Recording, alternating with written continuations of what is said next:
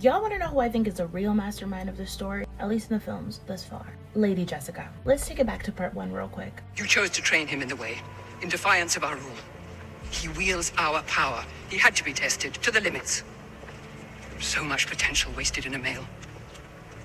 You were told to bear only daughters, but you in your pride thought you could produce the Kwisatz Haderach. Was I wrong? You're lucky he didn't die in that room. If he is the one, he has a long way to go. His sight is barely awakened, and now he goes into the fire. But our plans are measured in centuries.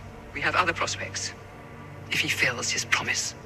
That scene has always been so fascinating to me, especially after part 2 and seeing that full circle moment between Jessica and the Reverend Mother at the end of the film. Jessica telepathically says, "You picked the wrong side," and the Reverend Mother responds with, "You of all people should know there are no sides." I think what she meant is that now that Jessica is also a Reverend Mother, she should be able to see how the future affects them all, not just one side, especially because she was a Bene Gesserit that was so extensively trained. Many say that Jessica willed herself to have a son because of her love for Leto, and while that may be true, I also think her pride, like the Reverend Mother said, played a role. In part 2, we see how Jessica uses her Reverend Mother power to manipulate the Fremen, to sway the non-believers into believing that Paul is their Lisan al-Gaib, aka their Messiah. And she also manipulates Paul into drinking the water of life, which I'm guessing is because she foresaw that he would survive if he did, because as we were told, it's deadly for men. The real question is why? Sure, so that he could see the future and all its outcomes, to give him a leg up in the upcoming holy war, to help facilitate that he is in fact the